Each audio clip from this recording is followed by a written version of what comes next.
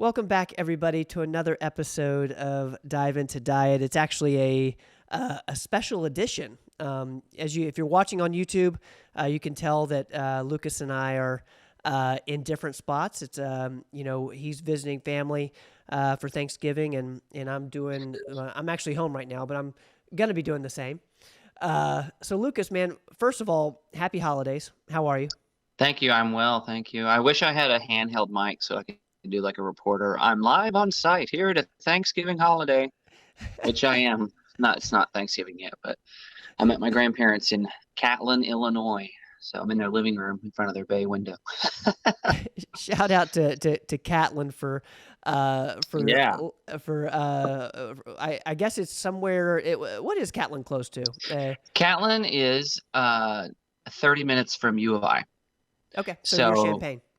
yeah, in Champaign-Urbana area. You know your Illinois geography. That's right. Uh, Yeah, the Catlin is a metropolis of about 500 people, so it's great for the witness protection program. So it's a very nice town, though. It's very quiet, which I like. So Well, man, we're so lucky to get to do this with you today, and I'm going to be super conscientious of your time. I want you to be able to spend as much time with your family this week as possible. But we've been kind of texting back and forth about some things we can talk about hmm that would be helpful to our listeners on the Performance Medicine channel and of the Dive Into Diet show in particular. So I think we're talking a little bit about how to navigate these holidays nutritionally. yes, nutritionally, lifestyle, mostly nutrition. Yeah, Okay. holidays tend to have this negative reputation when it comes to trying to eat healthy or maintain. Say particularly those who already have an established healthy routine.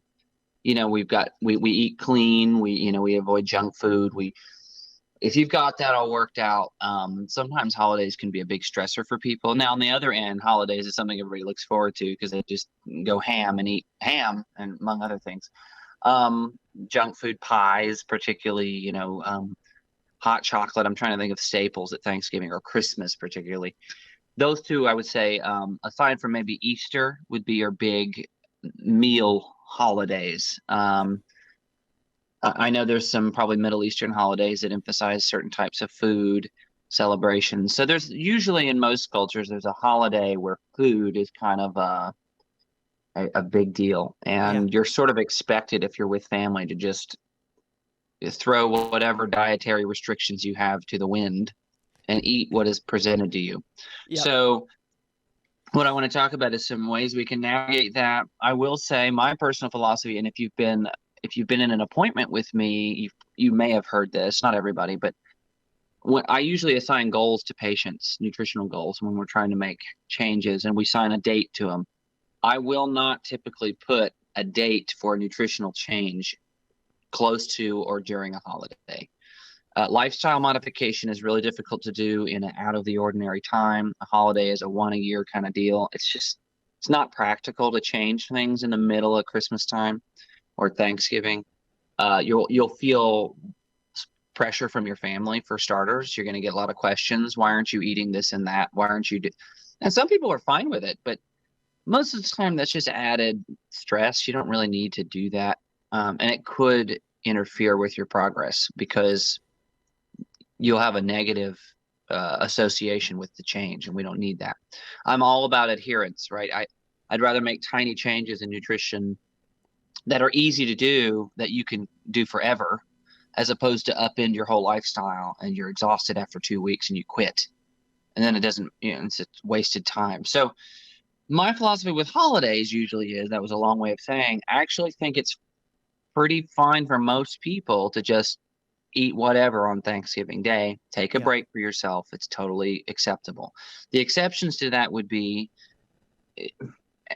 if you're like a type 1 diabetic or you're type 2 diabetic, and you could probably, you take enough insulin or you take your metformin, you could probably get away with a meal, but you're going to agitate those. But those people know, generally those people know what to do. That's kind of or if you have a food allergy, right? Maybe if you're lactose intolerant, we don't pour milk in the mashed potatoes and eat as much as possible. Maybe that's a bad idea. We could substitute milk for something else. Yeah. So there's some small groups of people who obviously shouldn't ignore medical specifications for their food. But Yeah. most people, you can afford to enjoy yourself on Thanksgiving or Christmas, or Easter or whatever holiday is nearby. Thanksgiving happens to be nearby right now. But let's move past that. If you decide, no, I do want to eat some of the crap or some of the unhealthy food, but what are some ways I can make it less damaging Yep. to my nutritional goals? Okay, what are things I can do to keep the day from being a total loss? Okay, so my number one recommendation is if you already have a regular exercise routine, particularly strength training, that's where I lean anyway in most exercise as a trainer. I think it's overall the best kind of exercise you can do is muscle building, like weightlifting, calisthenics, things like that. Excuse me. You can try to mitigate the damage of your unhealthy meal. You can try to schedule one of your workouts before it or after it, preferably before it, though. So, like Thanksgiving Day, you could go to the gym, schedule your workout at the gym, or if you work out at home, whatever. Make it an extra hard day. Then you'll be ready to eat whatever. You'll be Yep. extra hungry. That doesn't mean you're going to overindulge. If anything, you've put yourself in a caloric deficit by working out extra hard, lifting extra heavy. Make it a heavy day. For those of you weightlifters who already have a routine, you would know what that means. And if you don't know what that means, we have a few podcasts about strength training we've already put out. Make it a heavier day, a muscle building day, and take advantage of the extra calories you're going to be eating. Now, that doesn't mean you can do that all the time outside of holidays. Well, why wouldn't I just, you'll get fat if you do that. But you could consider it a bulking day, right? Okay, I'm going to be eating excess calories. Some of them aren't going to be the best form. I'm going to have a sugar spike, etc. You could try to maximize that and at least make yourself feel better by saying, well, I lifted heavy weight today. I'm at least taking advantage of the caloric surplus to build a little extra muscle. Yeah. It's not going to be magic. You're not going to be jacked after one Thanksgiving meal, but it is one way to sort of justify to yourself, if you're a fitness person, well, I worked out really hard today. I'm going to take advantage of the muscle building advantage of caloric surplus, extra Right. calories. And that's one thing you can do. Some people have the mentality with holidays, it's a holiday. I'm not working out. I'm not working. I'm not doing anything. And that's okay. But this is one thing you can do if it's about the food to sort of mitigate that damage. You can actually, while some of the food is unhealthy, you're still in a caloric surplus. And for those of you in a bulking phase of your strength training, that's an advantage. So there's one thing you can do. Another thing you can do, I think a lot of people don't think about, is you can compensate in the week around the event. So Thanksgiving is a Thursday. That means what you could do in anticipation or following is take the tiniest fraction, minute amount of your portions throughout the week, lower them. And I don't mean enough to where you're even going to notice. Maybe you cut, if I had to do it in measurements, it's a difference of a fourth and a third cup of something, like Yep. whatever the serving is. Okay. So say you eat a third cup of rice with chicken, you do a fourth cup of rice with your chicken. And even smaller than that, tiny amounts of subtracting the amount of food you're eating from your meals in the week around it. Then you're calorically throughout the week, you're not going to notice a difference in weight gain or loss. You're not going to, that day of junk eating isn't going to kill you. Okay. Now that takes a little more discipline and a little more work, in my opinion, than the exercise routine. You could do both. But again, this is for people who really want to take steps to enjoy their Thanksgiving meal, but also try to mitigate the damage that they're going to be doing. So what that basically means is put yourself in a very mild caloric deficit throughout the week, so that when you hit your Thanksgiving or Christmas Day and you go in a huge surplus, the numbers balance out and you're even and it doesn't change anything. So that's That's one method of mitigating damage of a crazy holiday. Does that make sense?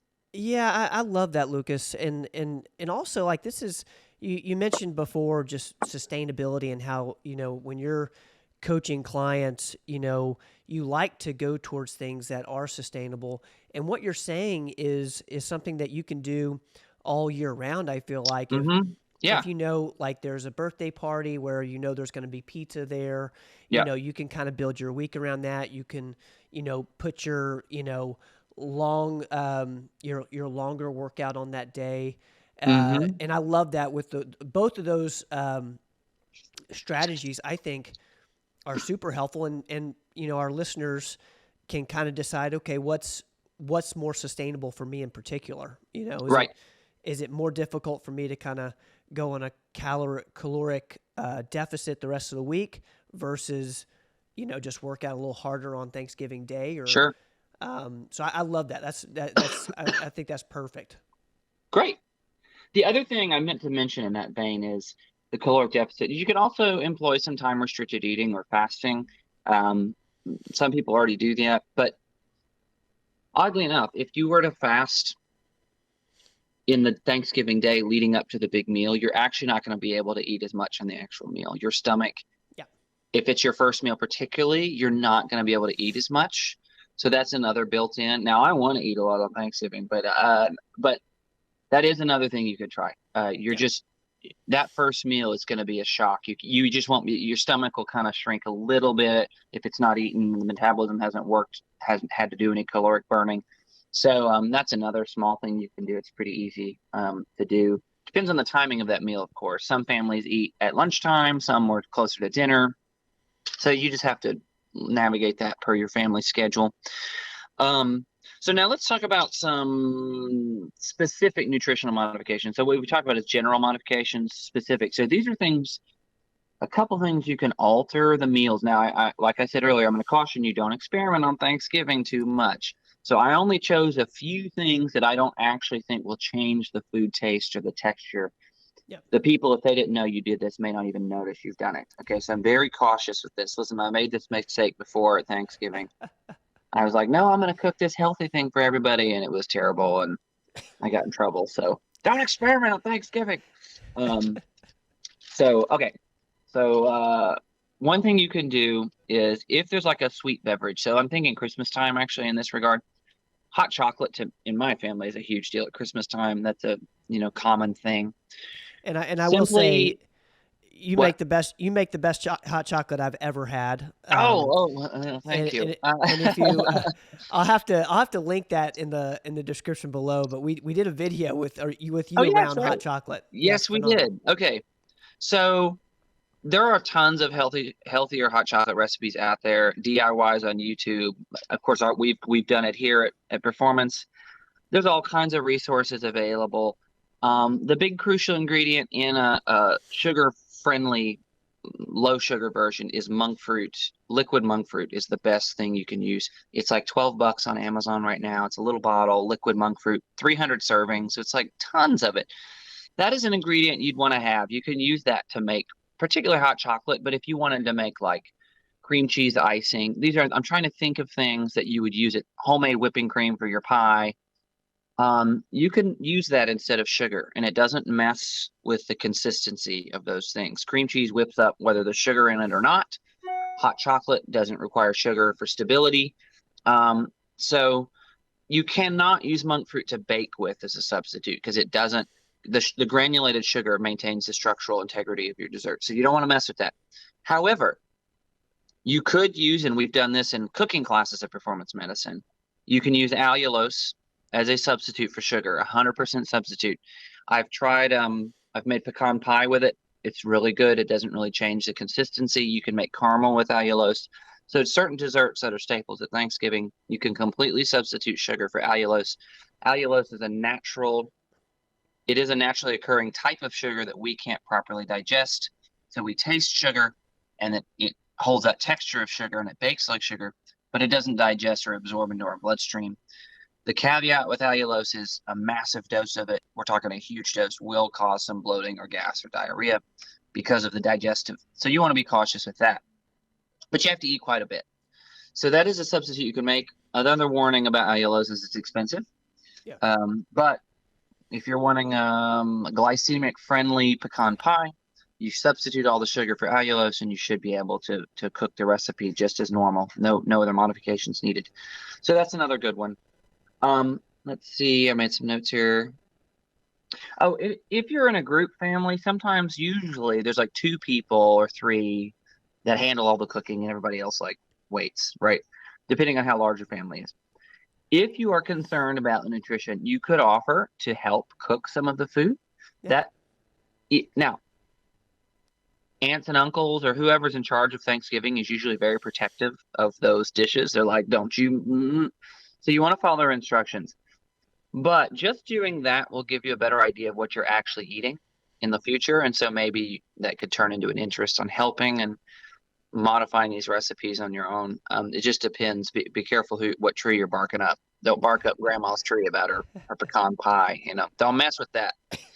Depends on your family dynamic, but in mine, I gotta be. You don't want to screw up Thanksgiving or Christmas. So Proceed with caution. proceed with caution on that one. But it is a good way to learn, and also to learn what's being used. If you do already cook the food, one thing I think is a hidden nutritional red flag in a lot of holiday dishes is casseroles. And the reason casseroles are hard is because most of them call for like canned condensed soups. Okay. You see like a green bean casserole or a broccoli casserole. Most of the time, there's usually cream of mushroom soup or some kind of condensed soup that's called for. Condensed soups are where a lot of poor nutrition happens. There's a lot of bad ingredients in those things. A lot of hydrogenated oils, a lot of artificial flavorings and things like that. My primary concern is trans fats and vegetable oils and things like that we add that are unnecessary. They don't actually require those to make the casserole good. It does require a little extra work, but my advice would be to say a recipe calls for Campbell's cream of mushroom, which is very common. Look at the ingredients of the Campbell's cream of mushroom, figure out, and it's easy to figure out. I can tell you probably the reason it calls for that is because it has some type of cream in it, maybe a little cheese or chicken broth or something like that. You can buy those ingredients separately and do it yourself. You don't have to buy a Campbell's condensed cream of mushroom soup. And the sad thing is Campbell's cream of mushroom probably 30 years ago, 50 years ago, was just those ingredients. It was probably cream, some mushroom, and maybe that was it. Maybe some onion cooked in there. But as a lot of these companies have changed their formulas without telling people. The same thing for like mayonnaise. What's the most famous mayo brand? Not Heinz. Heinz, maybe? Heinz has a mayo. That's a brand. But there's a couple famous brands. Their recipes have slightly changed over the years. So they've swapped out for cheaper ingredients. Mayo used to be just whipped eggs and vinegar and some sugar and salt. If maybe not even sugar. But if you look at the ingredients, Wellman's is another one. Or Hellman's, one of them. You look at their ingredients; they have changed. They've added corn syrup and a lot of other additives to these pure. They're not pure. They've added stuff, hydrogenated oils. So, and that's the same for condensed soups. I have a huge problem with condensed soups. Unnecessary amounts of salt.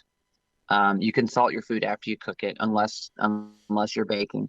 So those are small things. That's a little bit more nitpicky though. So just word to the wise, that's going to take you some more time, but that is something you can do and still have your casserole and it still tastes great, is to try to come up with your own base instead of a cream of mushroom that you've bought. So let's move on to the more extreme cases, and we're getting to the end of this. So for those of you who are like, okay, I'm going to do all of those things, but I want to go further. I still want to I don't want to feel any effects. You're still probably going to feel a little bit of effect from a junk day, but there are a few supplements that you can try and mitigate the damage. And again, this is for those of you who are like going extreme. Okay, I want to give that to you. And supplements are not magic. Just because you take these supplements I'm going to list doesn't mean your blood sugar isn't going to go up a little bit extra from pecan pie. Okay, this is like a 1 to 2% improvement from these supplements. Okay, I want to be very honest about how impactful they are. Okay, but I like to inform you they could help. Caffeine. typically in the form of coffee, is an appetite suppressant. So you consume some caffeine before this big meal, you might not eat as much or overindulge. Caffeine could also increase your core temperature temporarily, which will burn a few extra calories. Nothing crazy, just a few. Okay, we're like 10 to 100 calories maybe, which is in the drop of the Thanksgiving bucket is tiny. But it is something. Okay. Next is capsaicin, which is what makes spicy food spicy. Capsaicin is the chemical in hot peppers. Some research indicates you take capsaicin in a pill form, it will raise your core temperature for 30-ish minutes. Okay, now I've taken capsaicin pills before just to see what would happen. You do feel warm. You will sweat. Like it will make you break out in a sweat because you're warm. So you should be aware of that. Also, if you take it on an empty stomach, you could have burning in your stomach. So better to take it right before a meal and then put food in there. I'm not suggesting everybody go out and buy hot pepper pills before their Thanksgiving or Christmas dinner. This is like I said, this is the extreme measures we're taking at this point. It will raise your core temperature temporarily, which again will result in some caloric burn. It also could appetite suppress you just a little bit. So there is that. Chromium picolinate. Chromium is an essential mineral, and one of its primary functions in the body is blood sugar regulation. So it can slightly improve or assist with insulin resistance, which those of you who struggle with high carb diets, that's something you're craving all the time. If you have pre-diabetes or insulin resistance, taking chromium picolinate 1 time a day, you'd want to talk to your doctor about the dosage size. Since it is a mineral, you can take too many minerals. But chromium picolinate has been shown to improve insulin sensitivity a little bit. Again, we're not talking like metformin levels, but it can help you.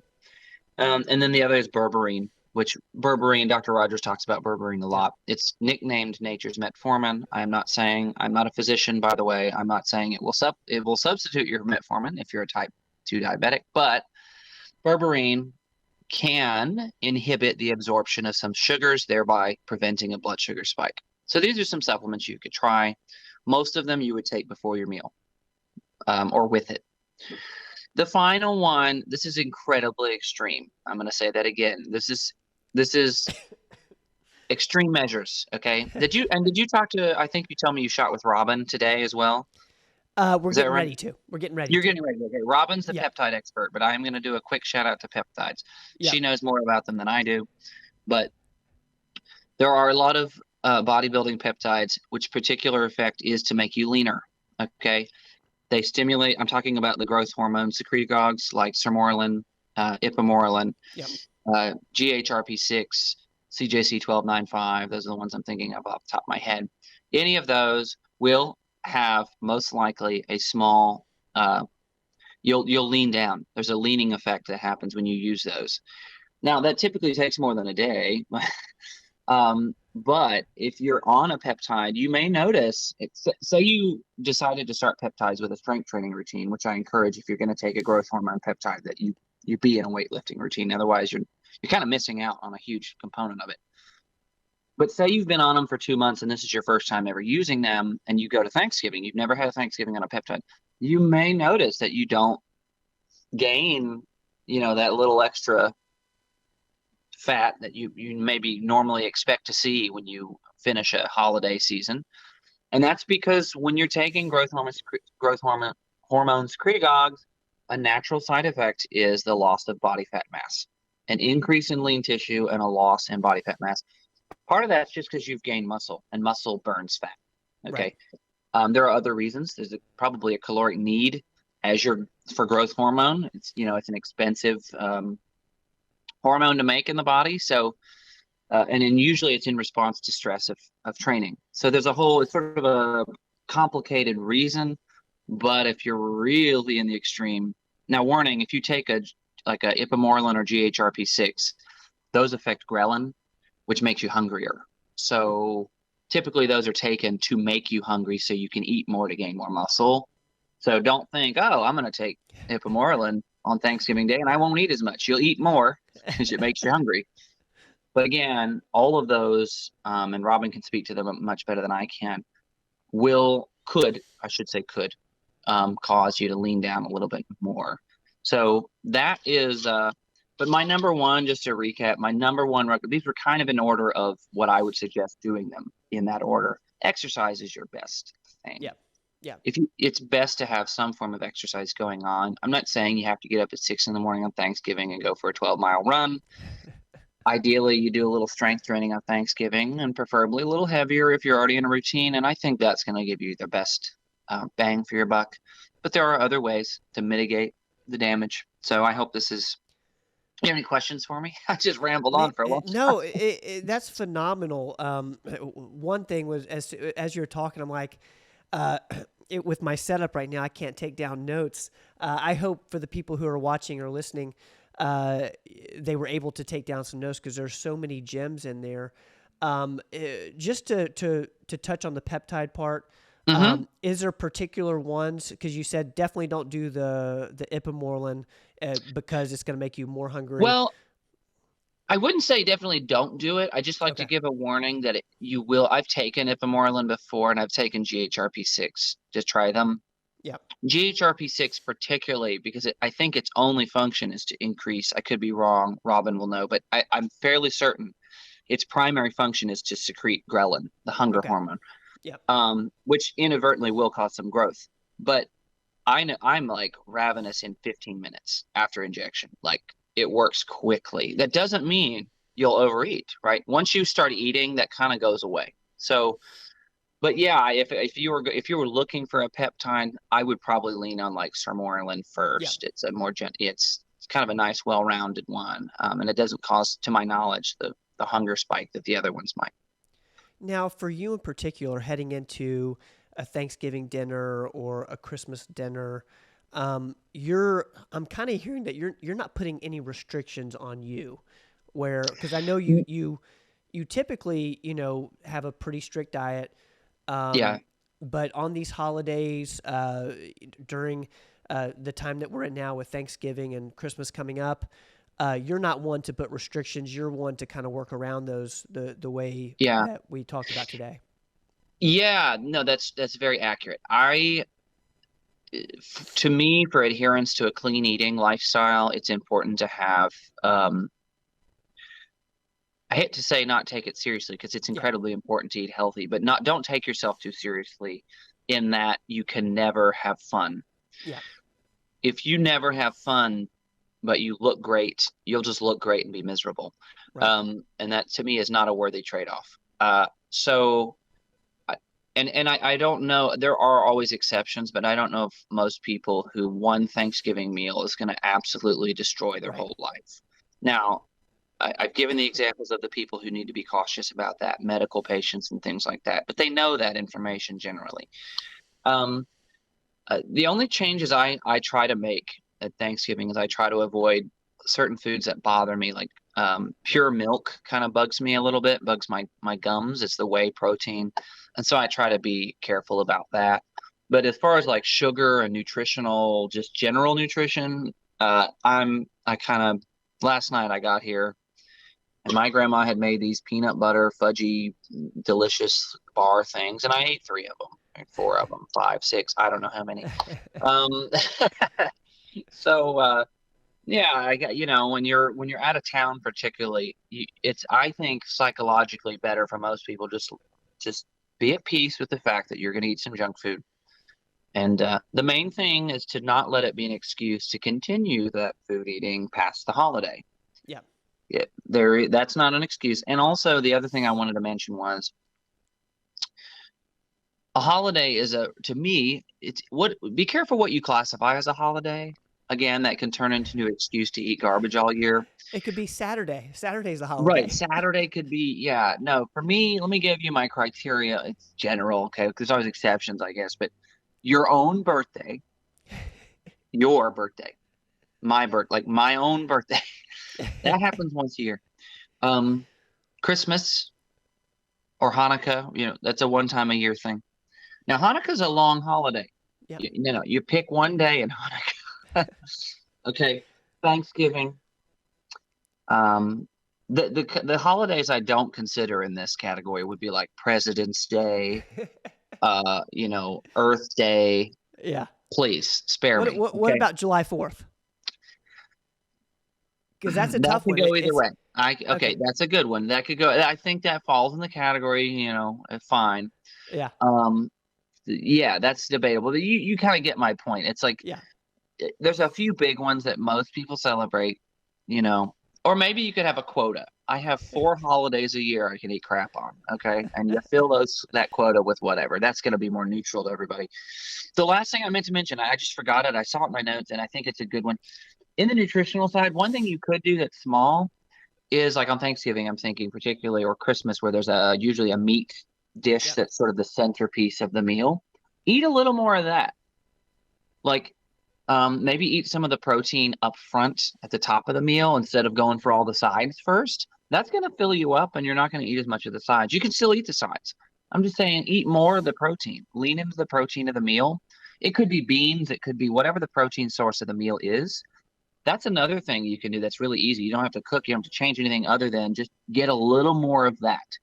That's a small thing you can do, but it might have a big impact on your meal. Is just fill up a little more of your plate with the protein of the meal, and that's something I didn't want to forget to say. And No, that one's like the that's least a big deal. management one you have to do. You just grab a little more of something when you go through the buffet line, the family buffet line. So, Lucas Schmidt, man, this has been incredible. Thank you oh, so good. much for doing this. And is there anything else we need to go over before we say we're off for Thanksgiving? I don't think so. I think let yourself enjoy your Thanksgiving. Yep. That's important. Spend time with Yep. your family, your loved ones, friends, whoever. And Um, for the people, because I do believe this is going to be published post Thanksgiving. sure, So it these applies all to these Christmas. this, this applies for all of December and Yeah, really for any holiday, as Lucas yeah. was mentioning. So I hope this helps so many of you. And Lucas, one, happy Thanksgiving since we're recording before Thanksgiving. Thank you. You too. Happy Thanksgiving. And please send my love to your family up there in Camden, Catlin, close. Catlin, Catlin. Illinois. Yes. Please, please let them know how much I appreciate them letting you do this with me today. Oh, thanks for having me. It's been a lot of fun.